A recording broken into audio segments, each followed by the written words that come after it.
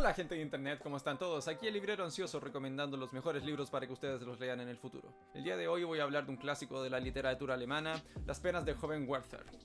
Werther. Bueno, como ustedes le digan. Esta novela es conocida por muchas cosas. Una de ellas es que es una precursora de lo que fue el romanticismo en la literatura. Y también es conocida por haber popularizado el término novela. No olvidemos de que en 1700, más o menos la época donde se había escrito esto, lo que más se imprimía era la Biblia y poco más que eso. Y más que popularizar el término novela, lo que hizo fue darle el prestigio que escaseaba en esa época. Más que nada porque los clérigos se quejaban de que cómo es posible que la gente gaste en mentiras. Y bueno, que gracias a la enorme repercusión que ocurrió con este libro fue que se expandió esta idea de vender novelas.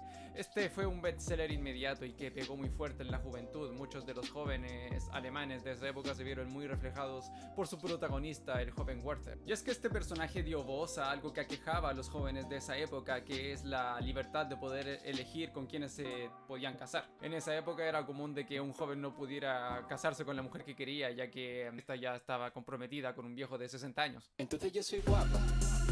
Y una de las razones de por qué, causa tanta curiosidad este libro es que provocó un fenómeno sociológico, que muchos de los jóvenes que se vieron influenciados por los pensamientos de este Werther decidieron ponerlos a prueba. Ya me explicaré por qué en los spoilers. Werther más que nada es un arquetipo del artista frustrado. Este tipo es un genio incomprendido dentro de su contexto, lleno de barreras y de imposiciones sociales que él mismo no entiende, porque él aboga por una libertad casi idílica y que es bastante desapegada con la realidad. Y esto forma parte de las características del Stone and Drag que después ampliaría el romanticismo. Y fue una manifestación cultural que fue la primera en criticar los ideales limitantes de la ilustración para enfocarse en un tipo de conocimiento más intuitivo y prefiriendo los sentimientos antes que la razón. Y también hacer énfasis en la soledad y en gente que literalmente huye al campo para rehuir de toda esta sociedad que no los entendían por ser, tal como el Werther, artistas y almas sensibles que pintan y que escriben poesías.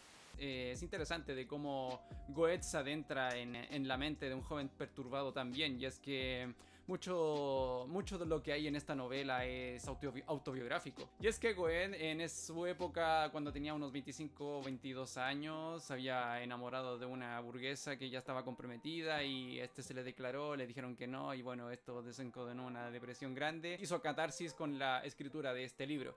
Pero lo que al final lo decidió a escribir esta novela fue un acontecimiento que le pasó a un amigo suyo que, digamos, tuvo el mismo destino que el joven Werther, pero eso daría la inspiración necesaria a Goethe para escribir su obra maestra. Y bueno, una anécdota muy graciosa es que Goethe se la mostró el borrador a un amigo completamente apático y cínico, le dijo como, está bien, como dándole a entender de que no era la gran cosa, y Goethe completamente inseguro y afectado por el comportamiento de su amigo casi tira el manuscrito al fuego. Esta novela está escrita a modo de cartas, o como se dice más académicamente, novela epistolar. Y estas cartas que se envían están dirigidas a un amigo llamado Guillermo, que nunca se explica bien quién es. Sabemos que es un amigo muy cercano a él, pero no en ningún momento de la novela interactúan cara a cara, o por lo menos no lo vemos. Por lo que Guillermo se interpreta más que nada de que es cada uno de nosotros quien está leyendo el libro. Es ese amigo que usa un poco como desquite o como excusa para explayar sus más íntimas emociones o sus pensamientos más locos. De hecho, esto se nota porque hay cartas muy breves, a veces solamente de 3 líneas, donde son textos completamente pasionales, donde Werther explota y explaya sus emociones reprimidas. Y esa impotencia un poco que provoca ver a este amigo íntimo y no poder ayudarlo o no poder darle un consejo es lo que al final es lo que vuelve de esta novela tan didáctica, diría yo.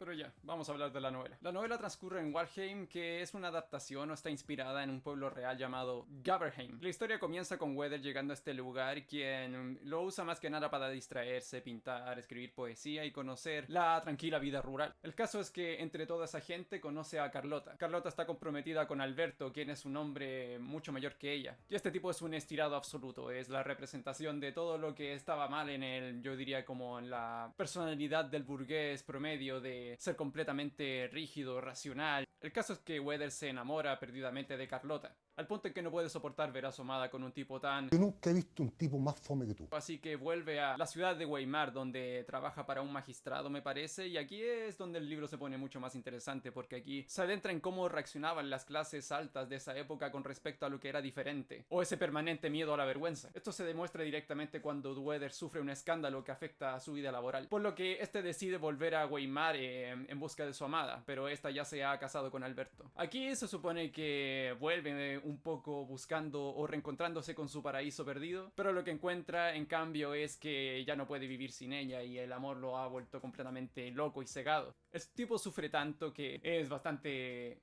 cruda y directa la manera en cómo este evento carcome sus pensamientos al punto de que no puede pensar en otra cosa. Y al final este llega a la conclusión de que para salvarse a sí mismo de este mundo tan injusto y tan descolorido, decide poner fin a su vida pegándose un tiro. Y es interesante más que nada la transformación del pensamiento de Weather, de que es este joven idealista y completamente lleno de esperanzas que ve el mundo y a sus locatarios y ve la naturaleza completamente tan divina y perfecta, en contraposición con la tercera parte que describe todo esto como cosas sin importancia. Ya el mundo ha dejado de ser bello y se ha vuelto un tanto monótono. Y este vacío existencial es lo que al final lo empuja a acabar con su vida. Yo diría que si bien el romance forma parte como de una de las razones más fuertes del suicidio de este personaje, no es más que la justificación directa de este vacío existencial que acongoja a este joven. He perdido ese don del cielo que, por sí solo, embellecía mi vida, esa fuerza vivificante que me hacía crear mundos a mi alrededor. Cuando desde mi ventana contemplo el horizonte y tras la cumbre de las colinas el sol disipa las brumas matinales y desliza sus primeros rayos hasta el fondo de los valles, mientras el sosegado río corre mansamente hacia mí, serpenteando por entre los viejos troncos de los sauces desnudos, este admirable cuadro, ahora inanimado y frío como una estampa coloreada, este espléndido espectáculo, que otras veces ha hecho desbordarse a mi corazón, no derrama ahora en él ni una sola gota de entusiasmo o de contento. Allí está el hombre inmóvil, árido, frente a su Dios. Y al final, bueno, como ya dije antes, esto provocó un tipo de weathermanía, o sea que mucha gente que se quiso suicidar por amor. Esta influencia ya no fue solamente vestirse como el personaje y hablar como él y entonar poesías como él, sino también acabar como él. Y esto, bueno, generó mucha controversia al punto de que recibiera muchos ataques Goethe. Pero yo creo que lo más escandaloso de todo es cómo Goethe racionaliza el suicidio al punto de verlo como algo honorable o algo que reafirma de algún modo tu individualidad como ser humano. Y el libro no se queda ahí, no solamente hace eso con el suicidio, sino que también intenta justificar en un capítulo el robo. Y bueno, es bastante chocante verlo porque Goethe de hecho estudió leyes. Eso sin mencionar a las personas en las que Goethe se basó para establecer a sus personajes, y es que estos vieron sus reputaciones bastante afectadas. Y bueno, de eso se trata más que nada Werther. Es una mirada bastante triste a la condición humana y que hasta el día de hoy no ha dejado de perder su encanto. Digo, esto se escribió en 1770 y tiene la misma frescura porque la pasionalidad con la que está escrita o con la que Goethe se expresa es completamente verosímil. Esta novela yo diría que es de las novelas que uno debería leer en su juventud para sentirse identificado. Pero no así tenerlo como un modelo a seguir.